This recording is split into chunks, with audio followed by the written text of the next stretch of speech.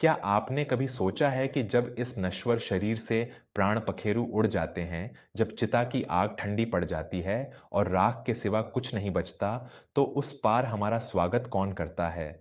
हम जीवन भर यह भ्रम पालकर जीते हैं कि मंदिर की दान पेटी में लाखों रुपए डालने से या गरीबों को सरेआम कंबल बांटकर अखबारों में अपनी तस्वीर छपवाने से हमारे सारे पाप धुल जाएंगे और हमें सीधे स्वर्ग का टिकट मिल जाएगा। लेकिन क्या सचमुच ईश्वर का दरबार इतना सस्ता है कि उसे हमारे भौतिक धन और झूठे दिखावे से खरीदा जा सके?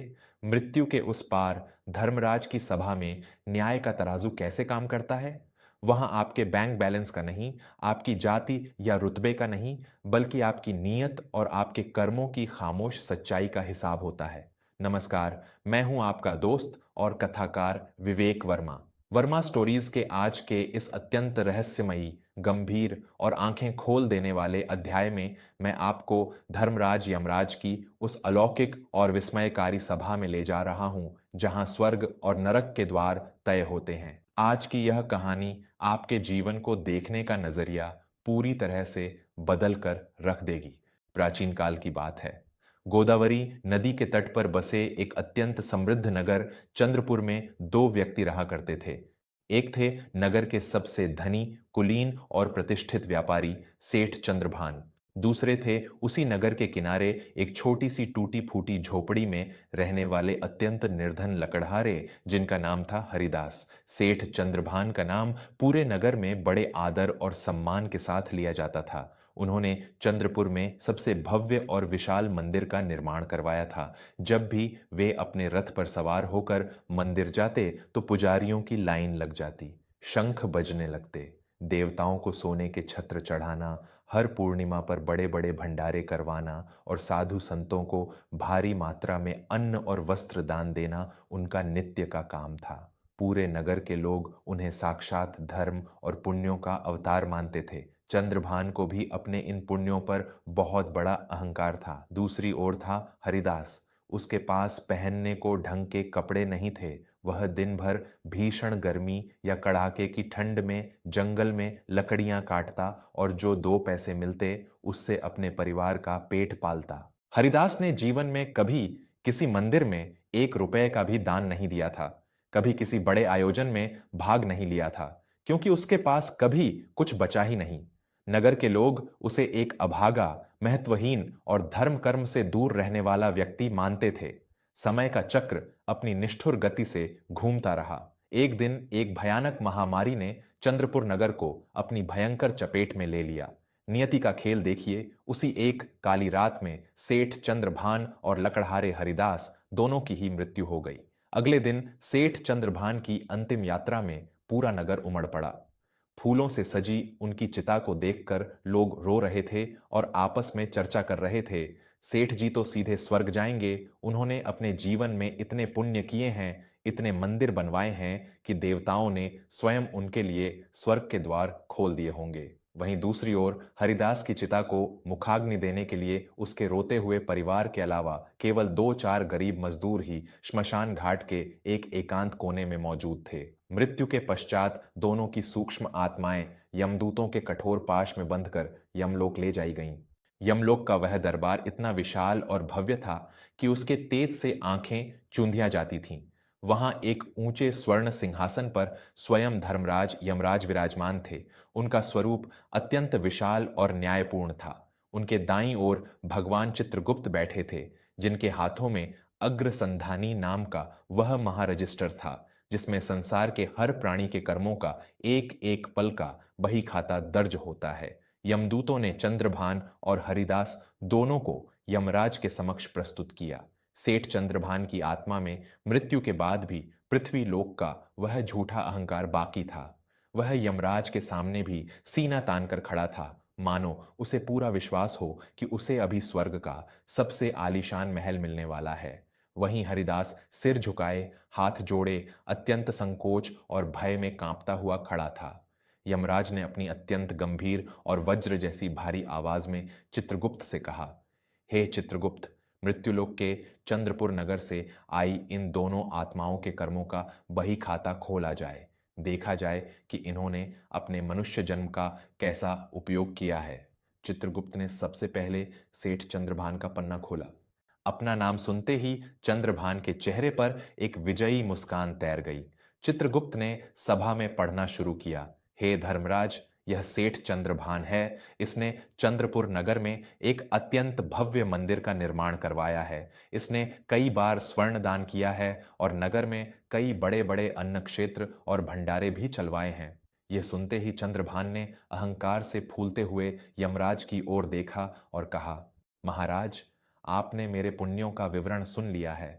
मेरे पुण्य तो इतने हैं कि मुझे बिना किसी विलंब के सीधे स्वर्ग के सर्वोच्च और सबसे सुखद स्थान पर भेज देना चाहिए। यमराज मुस्कुराए, परंतु वह मुस्कान अत्यंत रहस्यमयी और भयानक थी।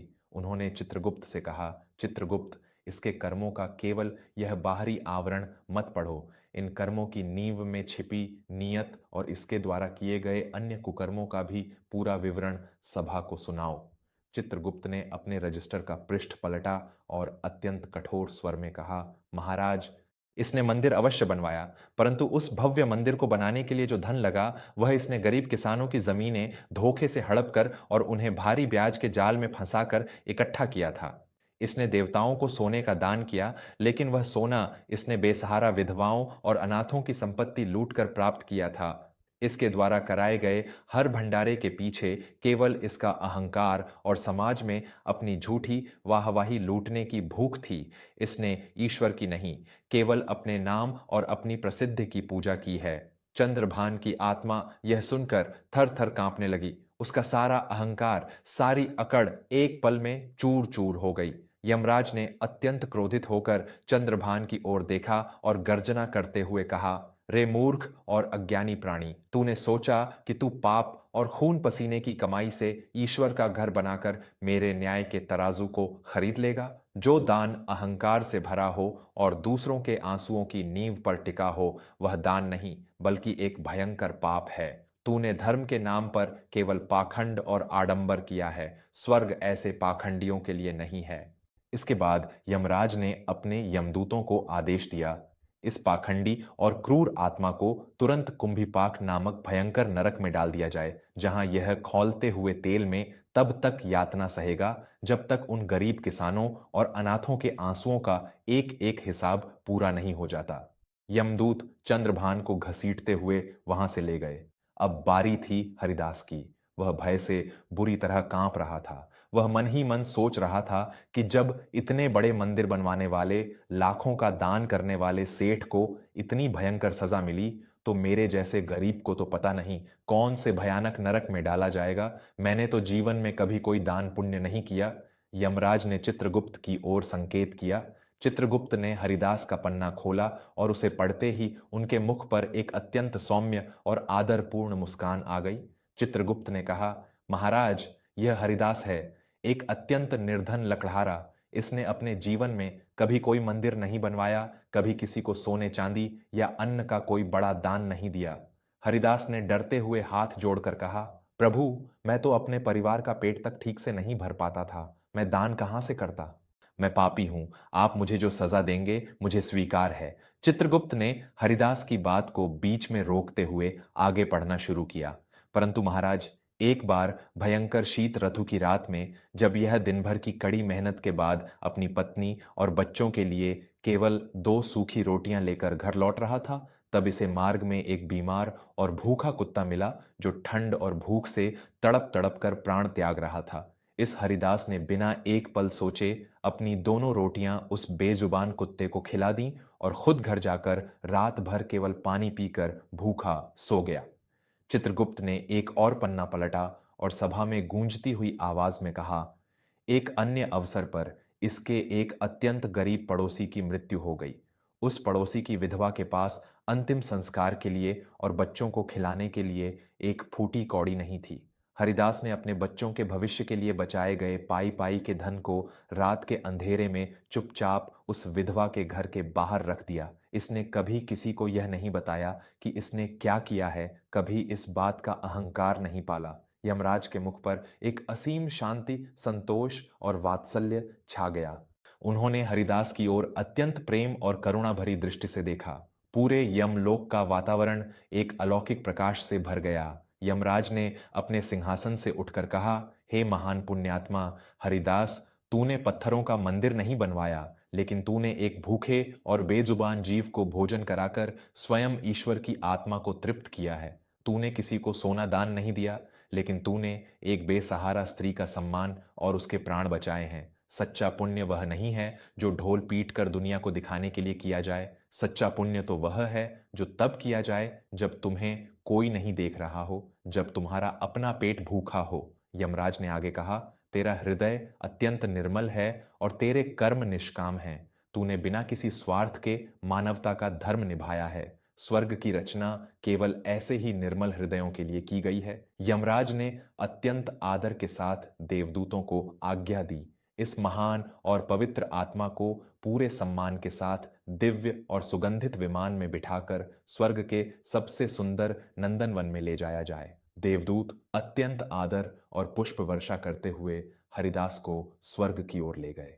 श्रोताओं, यमराज की सभा का यह न्याय हमें एक बहुत ही गहरा और कड़वा सत्य सिखाता है। स्वर्ग और नरक हमारे द्वारा कमाए गए धन की मात्रा से नहीं, बल्कि हमारे द्वारा किए गए कर्मों की पवित्रता से तय होते हैं। आज के इस दिखावे के युग में आप चाहे कितने भी बड़े धार्मिक स्थल पर चले जाएं, चाहे कितने भी करोड़ रुपए दान पेटी में डाल दें, लेकिन अगर आपके दिल में दूसरों के लिए करुणा नहीं है, अगर आपकी कमाई बेईमानी और धोखे की है, और अगर आप अपने घर के बुजुर्गों को रुलाकर बाहर भंडारे कर रहे हैं, तो याद रखिएगा, चित्रगुप्त के पास एक एक सांस का हिसाब दर्ज है। ईश्वर को आपके धन या आपके वैभव की कोई भूख नहीं है, वह तो केवल आपके भाव और आपके सत्य का भूखा है। किसी गरीब की निस्वार्थ मदद करना, किसी भूखे को अपनी थाली का एक कौर खिलाना, बेजुबान जानवरों पर दया करना और किसी के गिरते हुए आंसुओं को पोंछना, यही असल धर्म है और यही परमेश्वर तक पहुंचने की एकमात्र सीढ़ी है। कैसी लगी आपको यमराज की सभा से जुड़ी यह आंखें खोल देने वाली और मर्मस्पर्शी कहानी? मैं आपका दोस्त विवेक वर्मा हमेशा यही प्रयास करता हूं कि वर्मा स्टोरीज के माध्यम से आपके पूरे परिवार के लिए ऐसी ही यथार्थ से जुड़ी और हमारे संस्कारों को भीतर तक झकझोर देने वाली कहानियां लेकर आऊं। यदि आपको यह कथा पसंद आई हो और इसने आपके दिल को छुआ हो, तो इसे अपने परिवार और मित्रों के साथ अवश्य साझा करें। ऐसी ही और भी ज्ञानवर्धक, ऐतिहासिक और रहस्यमयी कहानियां सुनने के लिए हमारे चैनल वर्मा स्टोरीज से जुड़े रहें। हमेशा याद रखें, कर्मों की गूंज शब्दों से ज्यादा दूर तक जाती है। अपना और अपने परिवार का बहुत ख्याल रखें। धन्यवाद।